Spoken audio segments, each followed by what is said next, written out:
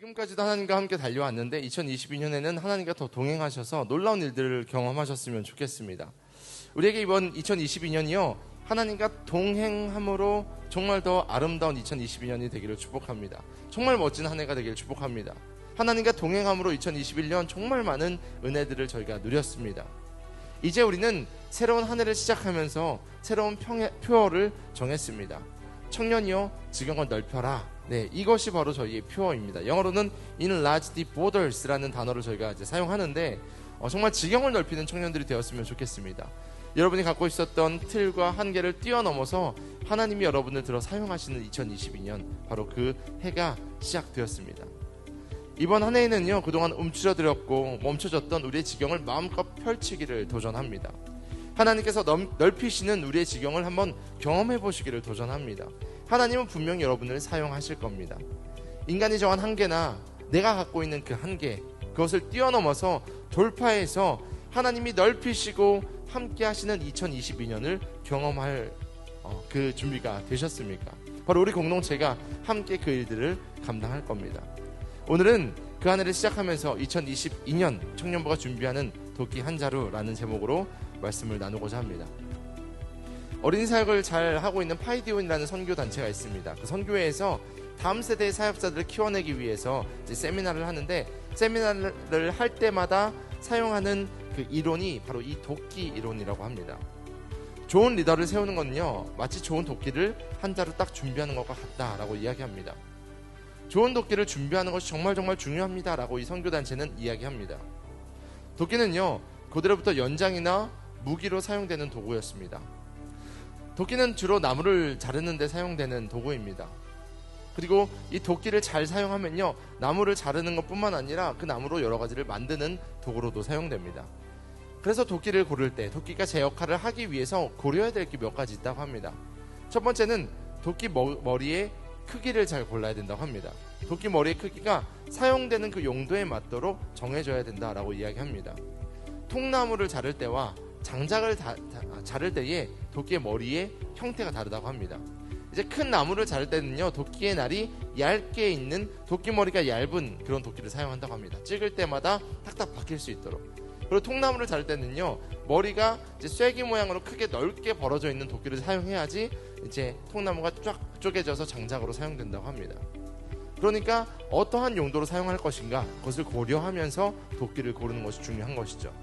두 번째는요 도끼의 날이 중요하다고 합니다.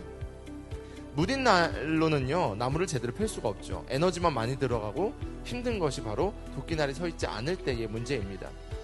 그래서 링컨은 이런 이야기를 했습니다. 내게 장작을 팰 8시간이 주어진다면 나는 6시간 동안 그 도끼의 날을 세우는데 활용하겠다라고 이야기했습니다. 6시간 동안 날을 세우고 2시간 도끼질을 하는 것이 무딘 도끼로 8시간 나무를 패는 것보다 훨씬 좋다라고 링컨은 이야기했죠. 세 번째는요 도끼 머리의 무게를 잘 고려하고 선택해야 된다라고 이야기합니다. 초보자는요 한 2kg 정도의 도끼날의 무게를 갖고 있는 도끼를 고르는 게 좋다고 이야기합니다. 물론 도끼날이 무거울수록 강력한 힘을 갖고 있겠죠. 그런데 초보자는요 그것이 컨트롤이 안 되니까 무거운 도끼날일수록 미스가 많이 난다고 합니다. 그러니까 차라리 자기한테 딱 알맞은 도끼날을 그 무게를 골라서 나무를 자르는 것이 훨씬 유리하다라고 이야기합니다. 네 번째는요 도끼의 자루도 매우 중요하다고 합니다. 흔들리지 않고 견고하게 딱 끼어있는 도끼가 중요하겠죠. 도끼질을 하고 있는데 도끼날이 날아가 버리면 나무를 자르는데 아무런 소용이 되지 않겠죠. 도끼를 마음먹고 휘두를 수 있도록 도끼 자루와 도끼가 견고하게 붙어있는 것이 중요하고요.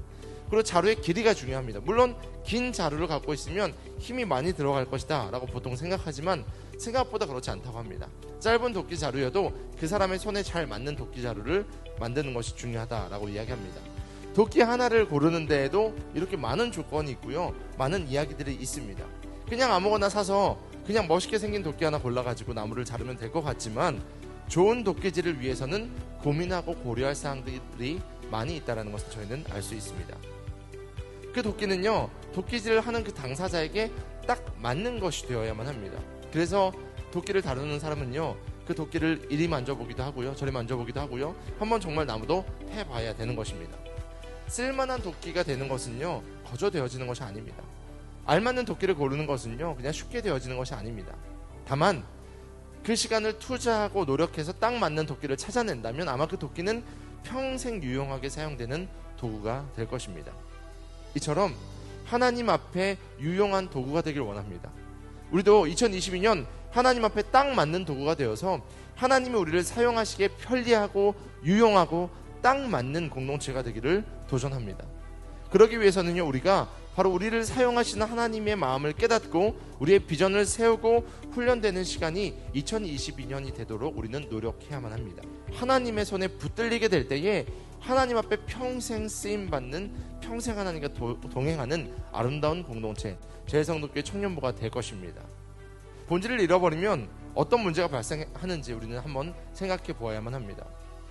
이제 새해가 되면요, 모든 사람들이 보통 다짐을 합니다. 많은 사람들이 계획을 세우는 것, 그거 정말 대단한 겁니다. 계획을 세우지 않고 목표를 잡지 않고는 아무것도 할 수 없습니다. 그런데 그 계획을 세우는 데 있어서 왜 계획을 세우는가?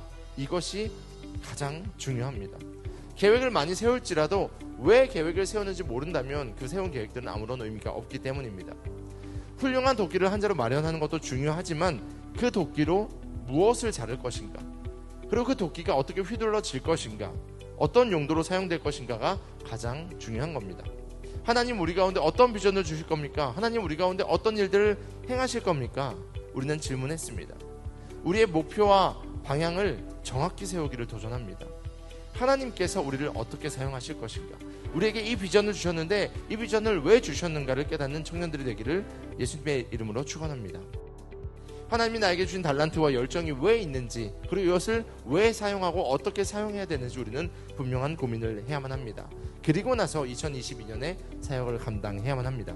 하나님 앞에 정말 좋은 한 자루의 도끼가 되기를 도전합니다. 그리고 하나님께 붙들리셔서, 누구에게요? 하나님께 붙들리셔서 평생 하나님과 동행하며 하나님 앞에 쓰임받는 청년들 되기를 축원합니다. 하나님의 비전을요, 인내함으로 받는 것 쉽지 않습니다. 하나님의 비전은요, 아무에게나 임하지 않습니다. 인내하고 기다리고 마음을 정한 사람들에게만 임하는 것이 하나님의 비전입니다. 우리가요, 우리의 지경을 넓히겠다는 게 아닙니다. 그렇죠?